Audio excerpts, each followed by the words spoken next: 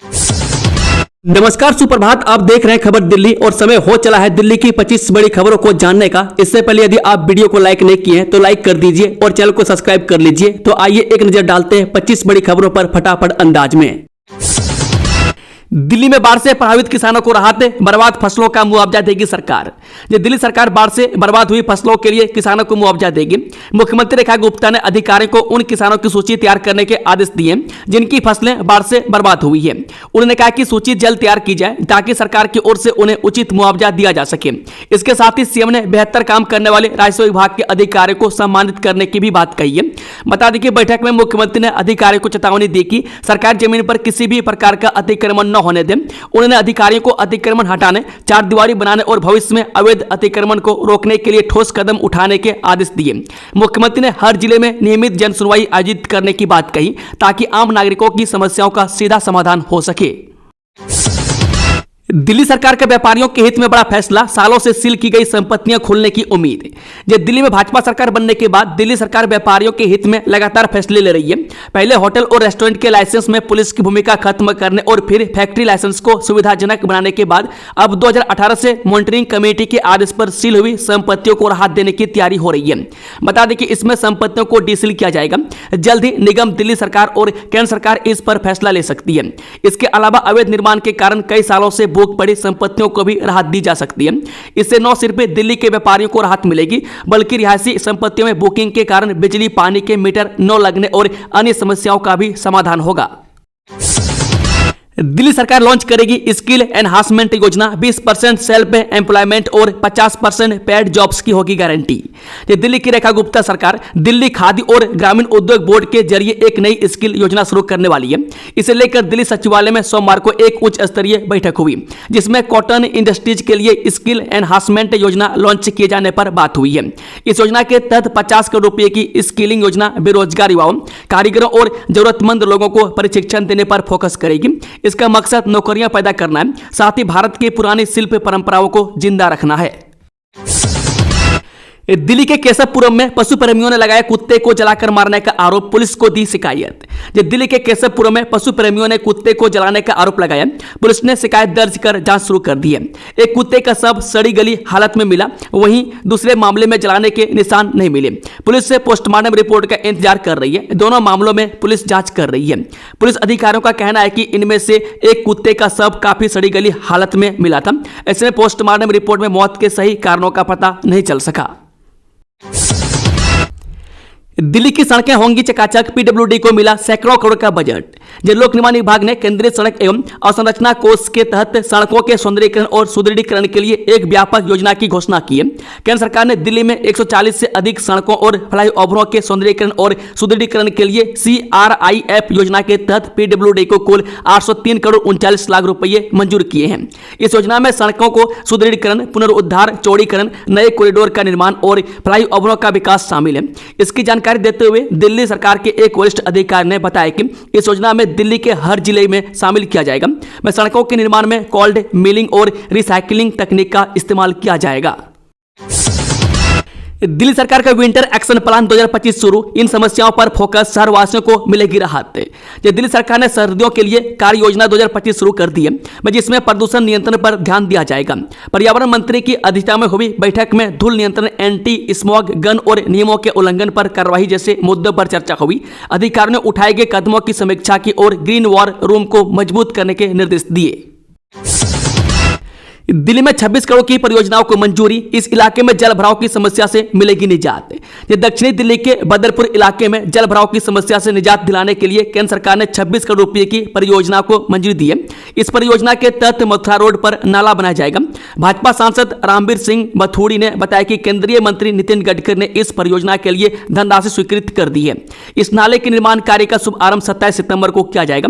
इसी के तहत फुट ओवर ब्रिज का भी उद्घाटन होगा जो कि दिल्ली को हरियाणा से जोड़ता है। सीएम रेखा गुप्ता की सुरक्षा में बदलाव, सीआरपीएफ संभालेंगी आंतरिक और दिल्ली पुलिस बाहरी घेरा, यात्रा पर जेट सुरक्षा। जो केंद्रीय गृह मंत्रालय के अधीन दोनों बल मिलकर मुख्यमंत्री को उनके आधिकारिक आवास पर दिल्ली में यात्रा के दौरान और देश के अन्य हिस्सों में जेट श्रेणी की सुरक्षा प्रदान करेंगे। सीआरपीएफ के सशस्त्र कमांडो निकटवर्ती सुरक्षा टीम का हिस्सा होंगे, जो नजदीकी सुरक्षा प्रदान करेगी और मुख्यमंत्री व उनके मिलने वाले लोगों के बीच एक अलगाव क्षेत्र सुनिश्चित करेगी। दिल्ली की मुख्यमंत्री रेखा गुप्ता की सुरक्षा में बदलाव किया गया। सीआरपीएफ कमांडो को आंतरिक सुरक्षा की जिम्मेदारी दी गई है, जबकि दिल्ली पुलिस से बाहरी घेरा बनाएगी। गृह मंत्रालय के अधीन दोनों बल मुख्यमंत्री को जेट श्रेणी की सुरक्षा देंगे। मुख्यमंत्री की सुरक्षा का पुनर्मूल्यांकन 20 अगस्त को उन पर हुए हमले के बाद किया गया था। खुफिया और सुरक्षा एजेंसियों ने समीक्षा के बाद यह बदलाव किया है। 30,000 करोड़ कौन बनेगा संजय कपूर की संपत्ति का मालिक, करिश्मा के बच्चों ने खटखटाया कोर्ट का दरवाजा। दिवंगत व्यवसायी संजय कपूर की 30,000 करोड़ की संपत्ति के विवाद में करिश्मा कपूर के बच्चों ने दिल्ली हाईकोर्ट का दरवाजा खटखटाया है। उन्होंने अपनी सौतेली मां प्रिया कपूर पर वसीयत में जालसाजी करने का आरोप लगाया ताकि संपत्ति पर पूरा नियंत्रण हासिल किया जा सके। करिश्मा और संजय 2003 से 2016 तक विवाहित थे। बच्चों का आरोप है कि प्रिया कपूर ने उन्हें संपत्ति से बाहर कर दिया। द्वारका के 2000 फ्लैटों में 7 दिनों से हो रही दूषित पानी की सप्लाई, जल बोर्ड से नहीं हो रहा समाधान। जब पश्चिमी दिल्ली के सेक्टर 19 और 11 की सोसाइटियों में दूषित जलापूर्ति से लोग परेशान हैं। शिकायत के बावजूद समाधान न होने पर आरडब्ल्यूए ने क्लोरीन की गोलियां बांटी। Akshardham apartment, royal green apartment और व्यवसाय कुंज सोसाइटी प्रभावित है। जल बोर्ड, निगम और डीडीए जिम्मेदारी से बच रहे हैं। निवासियों का कहना है कि समस्या के प्रति जल बोर्ड उदासीन है, तत्काल समाधान की आवश्यकता है। समस्या से मुख्यमंत्री कार्यालय, दिल्ली जल बोर्ड, विधायक सभी को अवगत कराया गया, लेकिन अभी तक समाधान नहीं हुआ। समाधान न होता देख एक सोसाइटी की आरडब्ल्यूए ने तो यहां के लोगों को क्लोरीन की गोली बांटनी शुरू कर दी ताकि वे जल बोर्ड के पानी में इसे डालकर कुछ हद तक पानी को इस्तेमाल के लायक बना सके।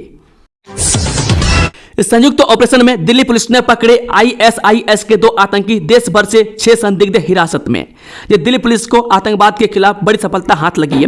दिल्ली पुलिस की स्पेशल सेल ने झारखंड एटीएस और रांची पुलिस के साथ मिलकर संयुक्त अभियान चलाकर 2 आतंकवादियों को गिरफ्तार किया है। इनमें से एक आतंकवादी आफ्ताब को दिल्ली से और दूसरा दानिश उर्फ असर दानिश को रांची से गिरफ्तार किया गया। दोनों आतंकी संगठन आईएसआईएस से जुड़े बताए जा रहे हैं। इसके साथ ही देश के अन्य राज्यों से 6 संदिग्धों को हिरासत में लिया गया। सुरक्षा और जांच एजेंसी या इन आरोपियों से पूछताछ करने में जुटी हुई है। शिक्षित महिला की सहमति से संबंध बने तो शोषण नहीं कहा जा सकता, दिल्ली हाईकोर्ट। दिल्ली हाईकोर्ट ने कहा कि एक पढ़ी लिखी और स्वतंत्र महिला किसी विवाहित पुरुष के साथ लगातार सहमति से संबंध बनाती है तो उसे शोषण नहीं कहा जा सकता। जस्टिस स्वर्णकांत शर्मा की बेंच ने यौन प्रताड़ना के आरोपी के खिलाफ दर्ज एफआईआर को निरस्त करते हुए ये टिप्पणी की। दिल्ली से सहारनपुर राजमार्ग पर नहीं चलेंगी बसें, डीटीसी ने बदला रूट, जानिए पूरा मामला। दिल्ली परिवहन निगम ने यात्रियों की सुविधा को ध्यान में रखते हुए एक महत्वपूर्ण जानकारी साझा की है। डीटीसी दिल्ली से सहारनपुर राजमार्ग के दिल्ली हिस्से में अक्षरधाम जंक्शन से दिल्ली या यूपी सीमा तक आर्थिक गलियारा परियोजना चरण 1 का भारतमाला परियोजना के अंतर्गत ईपी मोड पर 6 लेन एक्सेस नियंत्रित राजमार्ग का निर्माण कार्य चल रहा है। इस कार्य के चलते 8 सितंबर 2025 से अगले आदेश तक कई बस रूटों का संचालन आंशिक रूप से प्रभावित रहेगा। डीटीसी द्वारा और अस्थायी रूप से मार्ग में बदलाव किया गया है। अब दिल्ली से आइजॉल दूर नहीं, रेलवे चलाएगा राजधानी एक्सप्रेस, जानिए पूरी डिटेल। जी अब राजधानी दिल्ली से मिजोरम के सरांग का सफर आसान होने जा रहा है। भारतीय रेलवे दिल्ली के आनंद विहार टर्मिनल से सरांग तक राजधानी एक्सप्रेस चलाने जा रही है। यह ट्रेन दिल्ली से आइजॉल को सीधे रेल नेटवर्क को जोड़ेगी। रेल मंत्रालय से मिली जानकारी के अनुसार ट्रेन संख्या 20507 सरांग से आनंद विहार टर्मिनल राजधानी एक्सप्रेस शुक्रवार शाम 4:30 बजे चलेगी और रविवार सुबह 10:50 पर दिल्ली पहुंचेगी। ट्रेन 2510 किलोमीटर की 42 घंटे 20 मिनट में पूरा करेगी। वही ट्रेन संख्या 20508 आनंद विहार टर्मिनल सरांग राजधानी एक्सप्रेस रविवार शाम 7:50 पर आनंद विहार से चलकर मंगलवार दोपहर 3:15 बजे सरांग पहुंचेगी। यह ट्रेन 43 घंटे 25 मिनट में सफर पूरा करेगी। 10 लाख आवारा कुत्तों को माइक्रोचिप लगाई जाएगी, दिल्ली एनिमल वेलफेयर बोर्ड का एक्शन प्लान।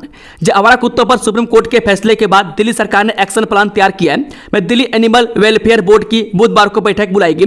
इसमें राजधानी में आवारा जानवरों को लेकर एक्शन प्लान पेश किया गया। इसमें 10 लाख आवारा कुत्तों को माइक्रोचिप लगाने का बड़ा फैसला हुआ। मैं पालतू कुत्तों का रजिस्ट्रेशन कराया जाएगा, जानवरों के टीकाकरण कार्यक्रम का डिजिटलीकरण किया जाएगा। मैं दिल्ली पशुपालन विभाग की इस बैठक में न केवल आवारा कुत्तों की समस्या को लेकर मंथन हुआ, बल्कि पालतू कुत्तों के घरों में रखरखाव और इसको लेकर होने वाले विवादों पर चर्चा की गई। चाइना टू दिल्ली कैसे हुई 800 करोड़ के अवैध सोने की सप्लाई, ईडी ने खोला हर एक राज। ईडी ने दिल्ली और लद्दाख में छापेमारी कर 800 करोड़ रुपए के सोना तस्करी का भंडाफोड़ किया। यह रेड श्रीनगर जोनल ऑफिस ने फॉरेन एक्सचेंज मैनेजमेंट एक्ट के तहत दिल्ली एनसीआर के 5 ठिकानों और लद्दाख में 1 ठिकानों पर की। यह कार्रवाई उस मामले से जुड़ी है जिसमें आईटीबीपी ने 108 किलो विदेशी सोना जब्त किया था। छापेमारी के दौरान ईडी को कई अहम दस्तावेज मिले। बता दें कि इस मामले की जांच डीआरआई ने भी की थी। दिल्ली में बन रही नई शराब नीति, अब जाम छलकना होगा महंगा, घनी आबादी से हटेंगी दुकानें, समझे पूरा प्लान। जी मुख्यमंत्री रेखा गुप्ता के नेतृत्व वाली दिल्ली सरकार नई आबकारी नीति लाने की तैयारी कर रही है।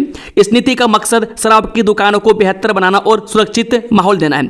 नई आबकारी नीति के लिए पीडब्ल्यूडी मंत्री प्रवेश वर्मा की अध्यक्षता में एक कमेटी बनाई गई है। यह कमेटी शराब के कारोबारियों से बात कर रही है। इसके साथ ही सरकार चाहती है कि दिल्ली में शराब के दाम पड़ोसी राज्यों जैसे हो। इसके साथ ही घनी आबादी वाले इलाकों से दुकानों को हटाने पर विचार किया जा रहा है। बदल जाएगा दिल्ली का नक्शा, केंद्र ने की पैसों की बरसात, रिंग रोड सहित इन स्ट्रक्चर में बड़े बदलाव की तैयारी। ये दिल्ली के इंफ्रास्ट्रक्चर में बड़े बदलाव की तैयारी है। केंद्र ने इसके लिए 803 करोड़ रुपए की मंजूरी दी है। इन पैसों का इस्तेमाल कई स्ट्रक्चर की मरम्मत और पुनर्निर्माण में किया जाएगा। इसके तहत दिल्ली के 330 किलोमीटर से ज्यादा इलाके में फैले रिंग रोड और कई फ्लाईओवर में बदलाव किया जाएगा। बताया जा रहा है कि इस प्रोजेक्ट के तहत 152 प्रमुख स्ट्रक्चर में बदलाव किया जाएगा। चाणक्यपुरी में अनुष्ठान और पूजा के नाम पर एयरफोर्स अफसर की पत्नी से 1,14,000 ठगे। जो घर में आत्मा का साया होने की बात कहकर एयरफोर्स के अधिकारी की पत्नी से तांत्रिक ने अनुष्ठान और पूजा के नाम पर 1,14,000 रुपए की ठगी कर ली। महिला को ठगी का एहसास हुआ तो उन्होंने नई दिल्ली की साइबर थाना पुलिस को शिकायत दी। साइबर पुलिस धोखाधड़ी का मामला दर्ज कर जांच कर रही है। दिल्ली में चलती कैब में छात्रा के सामने मास्टरबेशन करने लगा ड्राइवर, जाने हैरान कर देने वाला मामला। राष्ट्रीय राजधानी दिल्ली में बड़ी ही शर्मसार कर देने वाली वारदात सामने आई है। यहां चलती कैब में ड्राइवर द्वारा छात्रा के सामने हस्तमैथुन करने का मामला सामने आया है। इस घटना के सामने आने के बाद पुलिस ने तुरंत कार्रवाई की और आरोपी कैब चालक को गिरफ्तार कर लिया। आइए जानते हैं इस पूरी घटना के बारे में। दरअसल ये पूरी घटना दिल्ली के मोरी से नगर इलाके में हुई है। यहाँ चलती कैब में चालक छात्रा के सामने हस्तमैथुन करने लगा। पुलिस ने सोमवार को मामला सामने आने पर एफआईआर दर्ज की और आरोपी चालक को गिरफ्तार कर लिया। पुलिस ने आरोपी की कैब को भी जब्त कर लिया। अब पुलिस द्वारा मजिस्ट्रेट के सामने पीड़िता का बयान दर्ज करने की तैयारी की जा रही है। दुर्गा प्रतिमा के बगल में मोदी की तस्वीर लगाने को कह रही भाजपा, आप नेता भारद्वाज का आरोप। आम आदमी पार्टी की दिल्ली इकाई के अध्यक्ष सौरभ भारद्वाज ने मंगलवार को भारतीय जनता पार्टी पर दुर्गा पूजा आयोजकों को देवी दुर्गा की प्रतिमा के बगल में प्रधानमंत्री मोदी की तस्वीर लगाने का निर्देश देकर आस्था का राजनीतिकरण करने का आरोप लगाया। भारद्वाज ने संवाददाता सम्मेलन को संबोधित करते हुए कहा कि दिल्ली में एक बड़ा बंगाली समुदाय रहता है और हर साल चित्तरंजन पार्क के रोहिणी, द्वारका, ग्रेटर कैलाश आदि क्षेत्रों में भव्य दुर्गा पूजा समारोह आयोजित किए जाते हैं। मैं भारद्वाज ने कहा कि इन समारोह को आयोजित करने के लिए पूजा समितियों को कई विभागों से अनुमति लेनी होती है, लेकिन भाजपा सरकार के तहत व्यवस्थाएं बाधित हो गई है और समितियों को कोई सहयोग नहीं मिल रहा है। उन्होंने दावा किया कि मुख्यमंत्री रेखा गुप्ता ने आदेश दिया है कि दुर्गा पूजा के दौरान प्रधानमंत्री की तस्वीरें लगाई जाए। मैं भारद्वाज ने कहा, मोदी से पहले कई प्रधानमंत्री इस पद पर रहे, लेकिन किसी भी मुख्यमंत्री ने कभी यह आदेश नहीं दिया कि उनकी तस्वीरें देवी दुर्गा की प्रतिमा के साथ लगाई जाए। दिल्ली में बड़ा प्रशासनिक फेरबदल, 39 अधिकारियों का हुआ तबादला, किन्हें कौन सी जिम्मेदारी मिली। दिल्ली सरकार ने मंगलवार को एक बड़ा प्रशासनिक फेरबदल करते हुए 39 अधिकारियों का तबादला कर दिया। इस फेरबदल में सचिव स्तर के आईएएस अधिकारियों के साथ साथ अन्य अधिकारी भी शामिल हैं। दिल्ली एयरपोर्ट से नोएडा से ग्रेटर नोएडा तक चलेंगी लग्जरी बसें, क्या क्या मिलेंगी। ये दिल्ली एयरपोर्ट से नोएडा और ग्रेटर नोएडा तक की यात्रा अब और भी आसान हो जाएगी। मैं आईजीआई ने बताया कि आसान होने के साथ साथ यह यात्रा सस्ती होगी और इसमें सुविधाएं भी ज्यादा होंगी। मैं देश में पहली बार दिल्ली एयरपोर्ट ने नोएडा और ग्रेटर नोएडा के लिए लग्जरी बस सेवा शुरू करने की घोषणा की। यह सेवा एयरपोर्ट ऑपरेटर DIAL और फ्लिक्स बस के सहयोग से चलाई जाएगी। बता दें कि फ्लिक्स बस दुनिया की सबसे बड़ी इंटरसिटी ट्रेवल टेक कंपनी है। एयरपोर्ट से नोएडा और ग्रेटर नोएडा के लिए नई पहल यात्रियों को आरामदायक होगी। आरामदायक होने का साथ साथ यह सुरक्षित और पर्यावरण के अनुकूल यात्रा का विकल्प भी देगी। दिल्ली एयरपोर्ट पहले से ही भारत का सबसे बड़ा एयरपोर्ट है। इस एयरपोर्ट से हर साल 10 करोड़ से ज्यादा लोग आते जाते हैं। इनमें से करीब 20% यात्री पब्लिक ट्रांसपोर्ट का इस्तेमाल करते हैं। अब दिल्ली एयरपोर्ट नई शुरुआत करने जा रहे हैं। आईजीआई लग्जरी बस सेवा से यात्रियों को एयरपोर्ट से नोएडा और ग्रेटर नोएडा तक की यात्रा में बड़ी राहत मिलेगी। ऐश्वर्या के बाद अभिषेक बच्चन ने खटखटाया दिल्ली हाईकोर्ट का दरवाजा, जानिए क्या दी अर्जी। जब अभिनेता अभिषेक बच्चन ने अपनी छवि और निजता की सुरक्षा के लिए दिल्ली हाईकोर्ट ने याचिका दायर की है, जिसमें उन्होंने AI से बने फर्जी वीडियो और तस्वीरों का दुरुपयोग करने वाली वेबसाइटों पर रोक लगाने की मांग की है। वही बॉलीवुड अभिनेता अभिषेक बच्चन ने अपनी छवि और निजी व्यक्तित्व यानी कि पर्सनालिटी राइट्स की सुरक्षा के लिए दिल्ली हाईकोर्ट का दरवाजा खटखटाया है। उन्होंने कोर्ट से मांग की है कि उनकी तस्वीरों, व्यक्तित्व और इमेज का दुरुपयोग करने वाली वेबसाइट और प्लेटफॉर्म्स पर तुरंत रोक लगाई जाए। मैं खास तौर पर अभिषेक ने AI से बने फर्जी वीडियो और अश्लील सामग्री के खिलाफ सख्त कार्रवाई की अपील की है। इससे पहले ऐश्वर्या राय ने भी हाईकोर्ट में अर्जी दाखिल की थी। फांसी घर से फंसी हत्या, दिल्ली विधानसभा ने केजरीवाल और मनीष सिसोदिया से मांगा जवाब। जी हां, दिल्ली विधानसभा ने मंगलवार को फांसी घर विवाद को लेकर पूर्व मुख्यमंत्री अरविंद केजरीवाल, पूर्व डिप्टी मनीष सिसोदिया और स्पीकर राम निवास गोयल और पूर्व डिप्टी स्पीकर राखी बिड़ला को नोटिस जारी किया। विधानसभा सचिवालय ने आपके इन 4 वरिष्ठ नेताओं को नोटिस जारी कर 19 सितंबर तक अपनी जवाब मांगा है। घनी आबादी से हटेंगी दुकानें, नई कीमतें भी संभव, दिल्ली की नई शराब नीति कैसी होगी। दिल्ली सरकार एक नई आबकारी नीति के तहत साफ सुथरी और अच्छी तरह से व्यवस्थित शराब की दुकानें शुरू करने की उम्मीद कर रही है। इसका मकसद खरीदारी के लिए एक सुरक्षित और अधिक आकर्षक माहौल बनाना है। शराब की दुकानों को घनी आबादी वाले आवासीय इलाकों से भी बाहर किया जा सकता है। सरकार चाहती है कि दिल्ली में शराब की कीमतें पड़ोसी राज्यों की दरों के समान हो, जबकि नीति का मसौदा अभी तैयार किया जा रहा है। सरकारी अधिकारियों ने बताया कि मुख्य संरचनात्मक बदलावों पर विचार किया जा रहा है। दिल्ली सरकार को मिला मुनक नहर का जिम्मा, अब राजधानी की लाइफलाइन की बदलेगी तस्वीर। दिल्ली की जीवन रेखा मुनक नहर को लेकर बड़ी खबर। दिल्ली सरकार ने हरियाणा से 20 किलोमीटर के हिस्से का रखरखाव अपने हाथों में ले लिया। यह हिस्सा बवाना से लेकर इंद्रलोक तक फैला है। मंगलवार को मुख्यमंत्री रेखा गुप्ता ने इस फैसले का ऐलान किया, जिसका मकसद है नहर की सुरक्षा को मजबूत करना और इसे और बेहतर बनाना। वर्क प्लेस पर महिलाओं के साथ हो रहा उत्पीड़न, जाने दिल्ली हाईकोर्ट ने क्यों कही ये बात। दिल्ली हाईकोर्ट ने कहा कि कड़े कानूनों के बावजूद वर्क प्लेस पर महिलाओं को यौन उत्पीड़न का सामना करना पड़ता है। मैं खासकर जब इसमें पावर डायनेमिक्स यानी कि सत्ता या पद की ताकत का असर शामिल हो, क्योंकि पुरुषों की मानसिकता बदली नहीं है।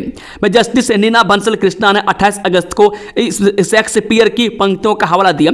मैं कोर्ट ने जम्मू कश्मीर के अधिकारी आसिफ अहमद खान द्वारा समन के आदेश के खिलाफ दायर अपील को खारिज कर दिया।